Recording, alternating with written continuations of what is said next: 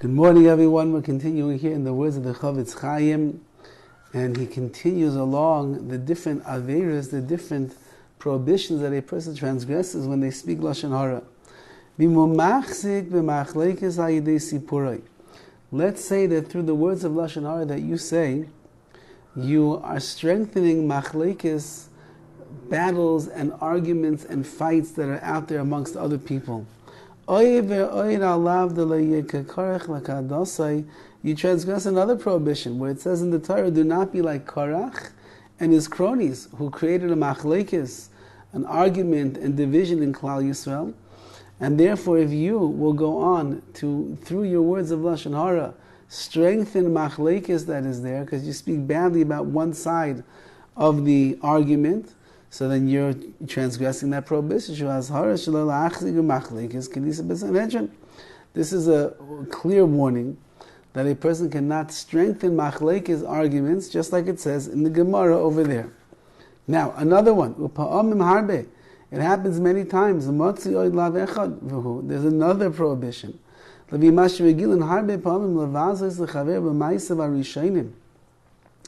People are accustomed to embarrassing people based on their earlier actions and activities. Or because there's something wrong with their family is a little bit this, or they have some history over there, and so we speak badly about them.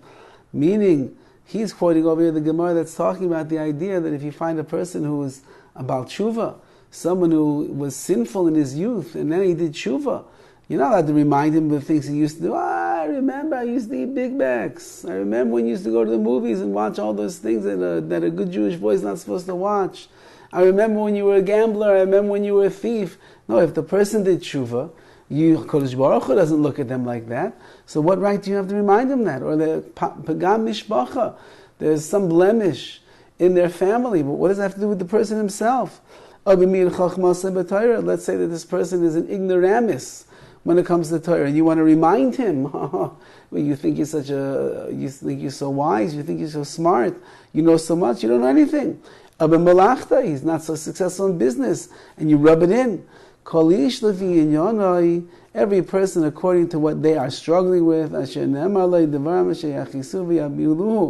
whatever you're going to say that's going to anger and bother this person, those things are Lashon Hara. And it's not going to, the guy can't help himself. What do you want him to do? So he wasn't from 20 years ago. So his family, his grandfather was a mafioso. What do you want the guy to do? So he does have a pagam, he has a blemish. Okay, so he never had a chance to learn in yeshiva 25 years like you did. So he doesn't know as much as you. And he tried his business. Many, many times he's tried to make a living better than he's doing right now. It just doesn't go. What do you want? So you're criticizing this person. You're saying nasty words about him. There's nothing to do. Even if it's just the two of you talking, you're just telling him, I remember when you used to do this, and so on and so forth. You transgress the prohibition of a person is not allowed to bother and oppress a person. That's with their words. You cannot oppress another person and put them down with your words, even if it's just the two of you.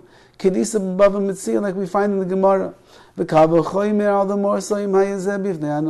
you're in front of other people and you're making fun of him, or you're putting him down and you're oppressing him with your words, much worse. Therefore,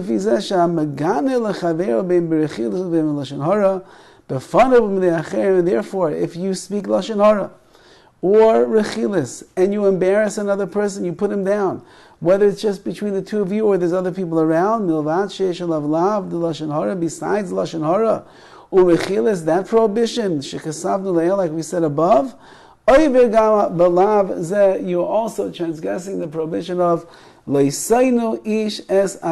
you are not allowed to oppress another Jew verbally and hurt them with your words. Says the CHOFETZ CHAIM, your mouth is such a dangerous weapon if you don't guard it and protect it. One conversation could lead to so many prohibitions already. How careful we must be. Have a wonderful day and a wonderful Shabbos. And as we pointed out before, Shabbos is a day of a lot of talking, schmoozing at the Shabbos table, seeing people in shul that you don't see all the whole week, you want to catch up. Guard your tongue. Be careful. Think before you speak, because if you say the wrong things, it might not only be Lashon Hara, it could be one of these other many prohibitions that the CHOFETZ CHAIM has listed already. And a person can have a beautiful Shabbos, and it could be destroyed in the heavens with all the Lashon Hara that they spoke between the Shabbos table, between the Kiddush club, between the shul, in the middle of davening, so on and so forth. Guard your tongue from speaking bad, and you will be rewarded greatly. Have a wonderful day.